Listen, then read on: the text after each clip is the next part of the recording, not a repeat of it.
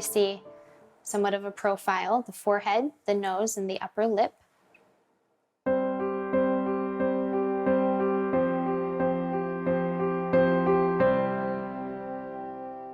An ultrasound is simply a means of obtaining a picture through using ultrasonic waves. By using a camera that sends out sound waves, those sound waves bounce back from the body to the camera once again, and then it produces an image on the screen, which is a very accurate representation of what's seen in a woman's body, specifically a baby inside the mother's womb. I have the woman lie on her back on an exam table, just like you would do in the doctor's office. My machine is already turned on, and I actually use what's called aquasonic gel, which is technically just ultrasound gel that I put on the woman's stomach, and then I use my ultrasound probe to scan over the woman's belly, her abdomen. And by doing that, I just go through a series of pictures and show the woman exactly what I'm seeing at that same time.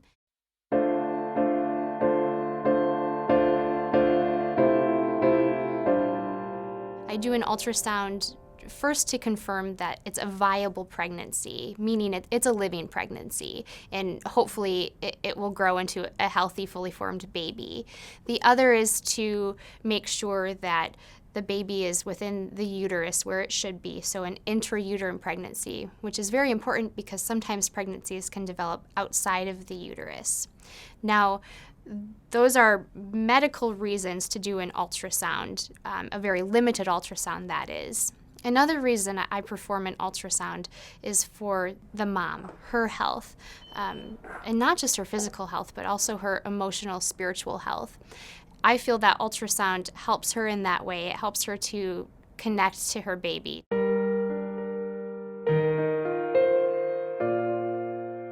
When doctors are speaking in terms of measuring a pregnancy, they usually use the term gestational age, pretty much meaning how far along is the mom or how old is the baby in the mom's womb.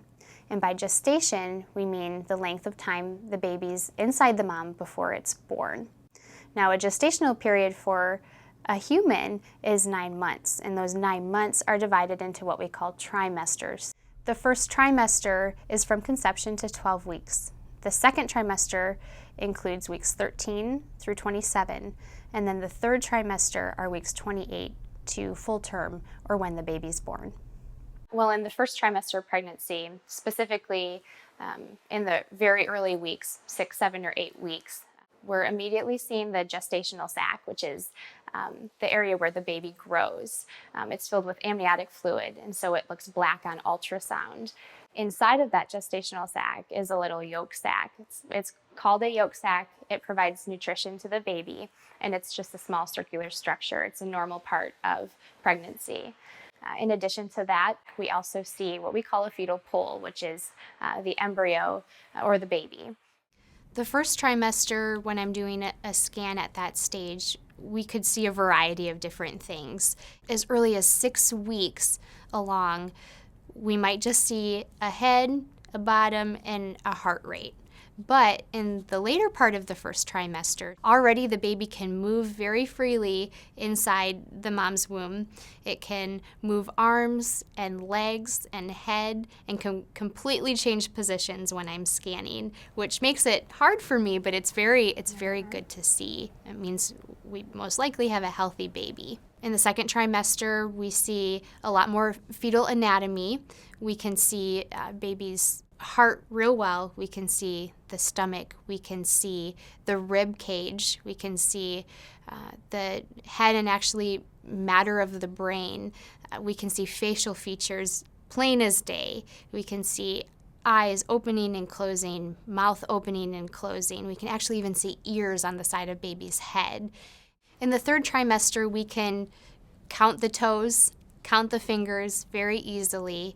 We can also look for facial features that are more distinct, kind of like mom and dad's. So it's just a progression, a very exciting progression of what we can see with ultrasound.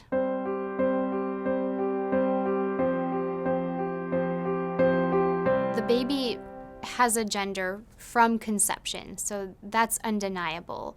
But mom and dad can learn about the gender usually at about 18 to 20 weeks and any time thereafter. The most surprise that I get out of women is when they find out that they're having either twins or triplets, and of course that would be a huge shock to any family.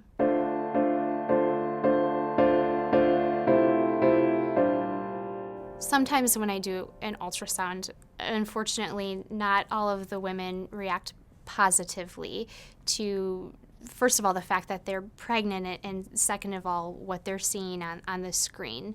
Sometimes they're further along than what they thought they were, and that can create some anxiety within them. Sometimes it's just that they don't want to have this baby, they're considering abortion.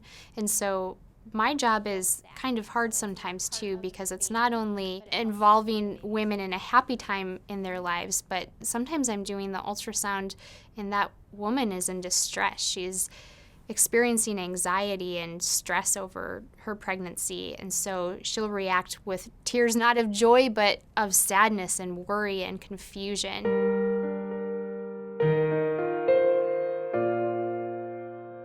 They can seek scientific information.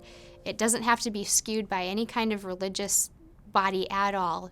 Doctors who are in agreement that life begins at conception, and it's not because of their religious views, it's because of their scientific and medical training.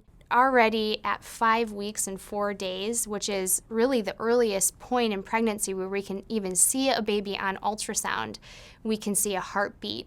And so therefore, ideally, there would be no opportunity for a woman to deny the fact that this is a living human being because that heartbeat is already seen.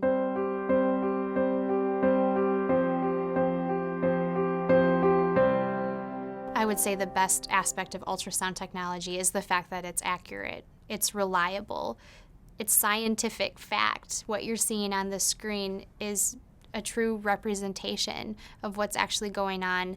I wish that everyone knew how powerful a tool ultrasound technology is. It can truly change lives. It can transform hearts. It can change minds. It can save babies.